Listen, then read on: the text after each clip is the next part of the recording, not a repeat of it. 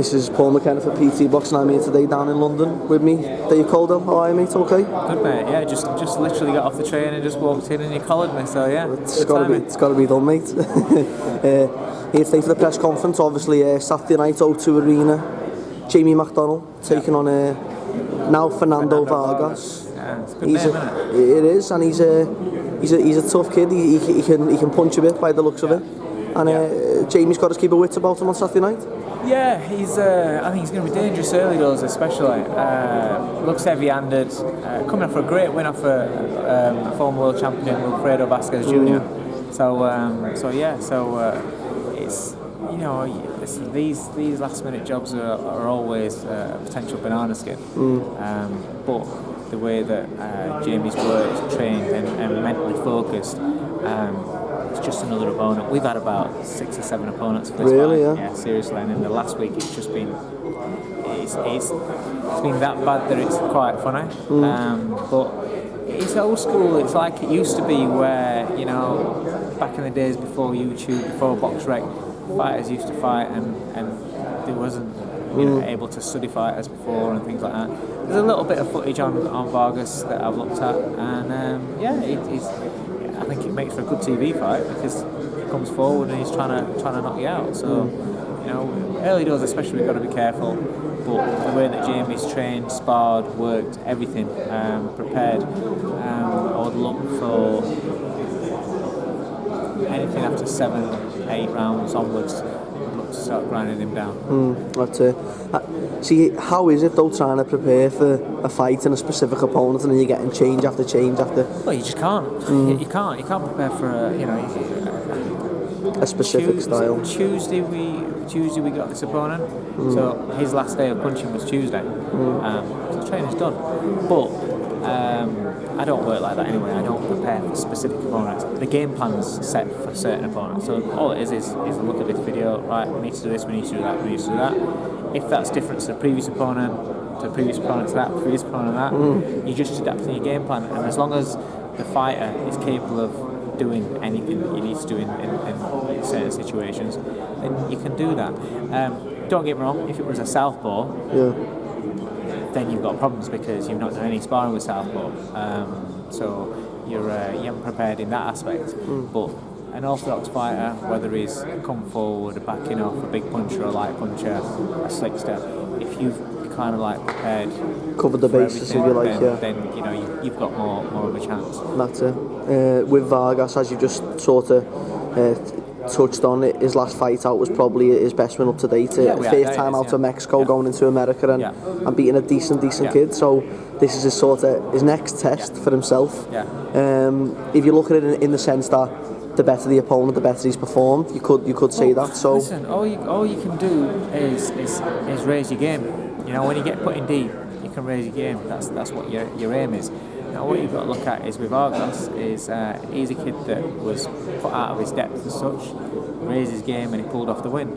Is the exact same scenario this time round, but with the added incentive that it's like a world title. So we've seen boxing's littered with upsets where people have come in at last minute, not expected to do anything, and become the man, pulled it off, become a world champion, and there you go. And then the champion's left licking his wounds and saying, we had a last minute opponent change. The scenario set for Saturday. That's it's boxing. That's very possible.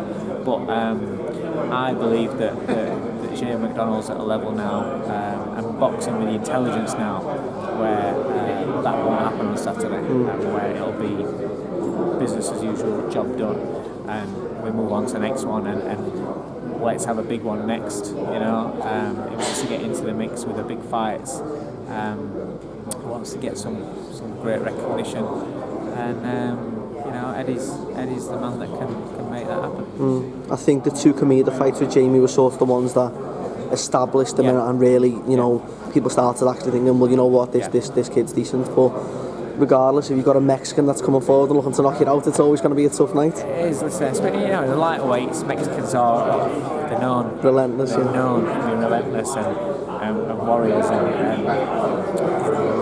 really, no matter what level they are, they give it everything. So we're expecting that on Saturday night. We're expecting another fight. Especially the early doors. He's got to be careful. Jamie sometimes is notoriously a bit of a slow starter. He can't afford to be in this because I think for the first 6 rounds, this kid's going to stick it on him maybe. Everything. And it's Jamie's job to take that fire and that desire out of him. But in doing that, he's got to make sure he doesn't get hit. So. That's it. Well, I don't think there's much more news we can speak about. I spoke to you after Tom Doran's fantastic good win. Night, wasn't it? Very good night, yeah. Not really. Gavin's back from his holiday looking chunky. Back training now, so he's going to start, getting himself in shape. And Tony and David as well, obviously. Yeah, them two are now, probably in camp and training. Price was back last week. So things are going well. It's a good bit of banter in that gym. You wouldn't think it with those 4 personalities. The twins everyone know are nuts, but Bellew and Price are funny kids. Price is a funny kid. Yeah. People don't see that, I've known Price for a few years, actually. I knew him for a little bit. They don't see that. He's full of banter. He's quick-witted, dry-witted, and so the banter in the gym is fine about all the time. And it's a good laugh, really good laugh. They're all enjoying it. Work gets done, and please God we keep winning. That's it. I was speaking to David a few days ago. I seen him at the maybe the weigh-in, I think, for the Liverpool show. Yeah. And he said now basically there's no opponent or maybe date announced yet, but he's training like he's getting ready for a fight at the minute. So that's what it is. That's what you have to do. You want to keep a close eye on the main event? Yeah, of course. Heavyweight division. Listen, the funny thing is about heavyweight boxing anyway, but heavyweight boxing more so, is that you're only one win or one punch away from gate crashing or spoiling every plan that's out there. Yeah. You're only one shot away. It happens to the best of them. Look at Buster Douglas. Who would have thought Buster Douglas was going to beat Mike Tyson? Yeah. Look how that shook the division. Look at Tyson Fury with Klitschko recently. Not many people tipped Tyson to go out there and beat him. Never mind dominate him. Not on point, yeah. A man that's dominated the division for so many years and seems where the only way that you're going to beat him is to go out there and knock him out. It's totally outboxed, totally outfoxed, schooled in every way by a guy that, to be honest, because of his personality, I think people are reluctant to give him credit for what he's done. He keeps winning. I say to my fighters, whether I manage them or train them, all you have to do is keep winning. That's it. If you just keep winning, then sooner or later you get the big time. Sooner or later you get a break. Sooner or later you pull off a shot. Even if you're not being talked about right now, just keep winning.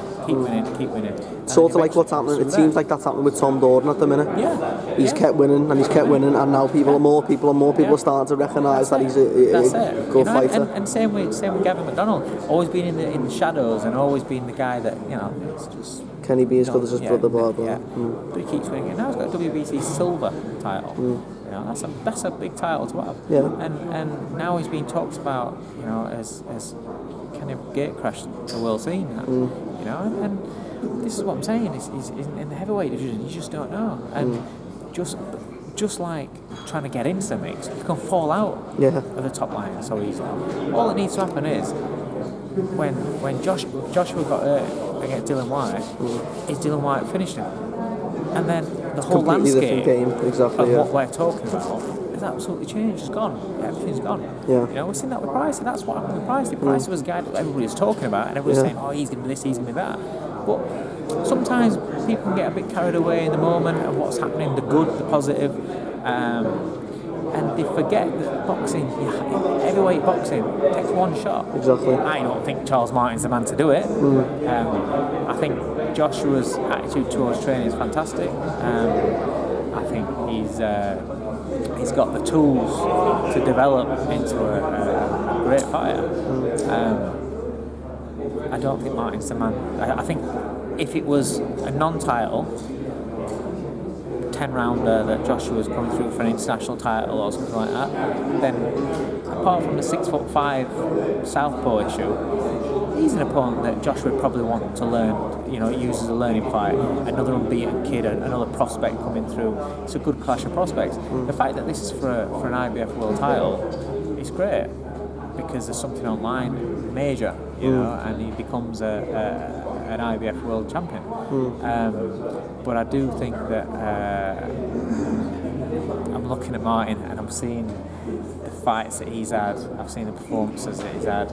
He's never fought anybody that's coming to win as such.